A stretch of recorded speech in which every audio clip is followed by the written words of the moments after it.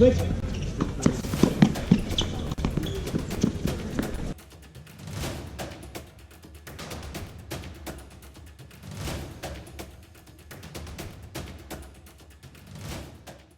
before we get started with today's episode of What's the Right Shot, I want to make sure that at the end of sets or the end of matches that you've got crystal clear shot choice clarity, especially in your really close matches. Right down below, there's a link. When we're done today, I want you to click it and want you to get signed up for this course. Here comes today's episode of What's the Right Shot. Well, guys, let's get into it. Today's episode of What's the Right Shot. Yours truly up at net as the server's partner, and I'm going to run this. Point through until we get to this shot right about here. Here it comes. And what I want you to be thinking about here is two things. Number one, what's the right shot for you in this situation? You got a forehand volley in the middle. Look, I mean, there are a couple shots available. First of all, would be certainly a little lob over the guy in the blue shirt directly in front of me. A kind of a cross court back into his alley volley. You could also lob over Paul, who was right diagonal from me. But there's a lot of volley opportunities here, right? The most important part of the volley when you've got both guys up at net is our tendency is to think, well, we've got to thread the needle somewhere, right? If we might play it right back between them.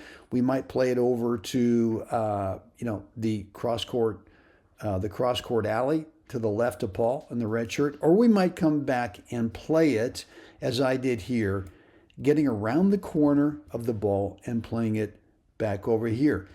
Look, this looks great, right? It's risky though, because what happens is if you don't hit a winner, if the player in front of you either anticipates it or you let it not get past him, what's wide open? Yeah, exactly. So this has some risk to it. However, for me, it's a really comfortable volley. And there's two things that I want you to be thinking about with this volley.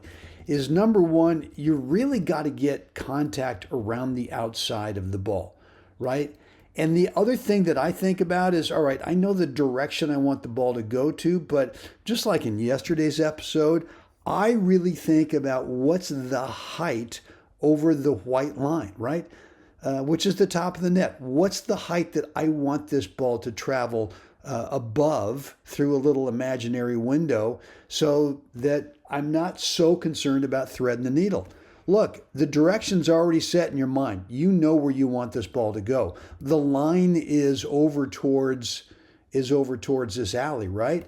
But you've got to make sure that you're also thinking, and for me, the target's so much closer. If I think about this little window above the white line as my target, as opposed to, well, I want it to land here, I just feel like it's a much closer, much more tangible target to think about what's the spot over the top of the net that I want this ball to go over.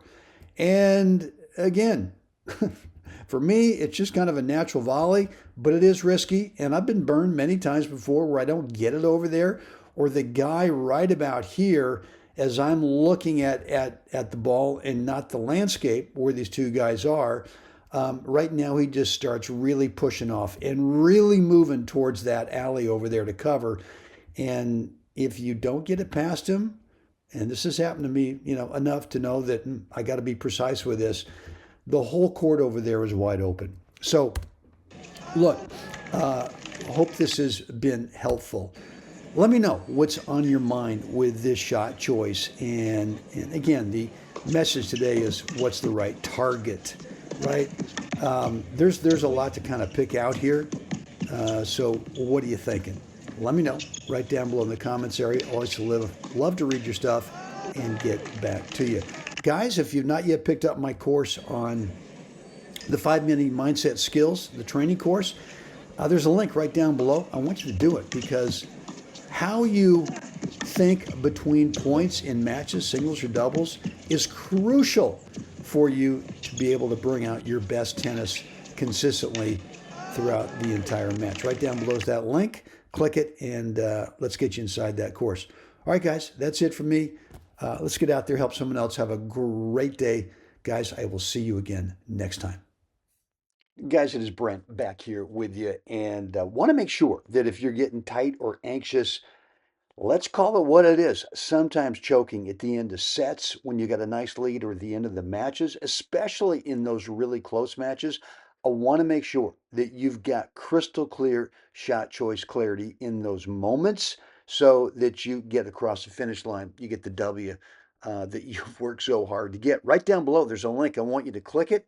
If you haven't already done so, get signed up for my 5 mini mindset skills training course. It's a 28-day course. And yeah, it's going to show you, it's going to teach you how to get that crystal clear shot choice clarity at the end of sets and the end of matches. Right down below, there's a link. Click it, get signed up, and I will see you inside that course.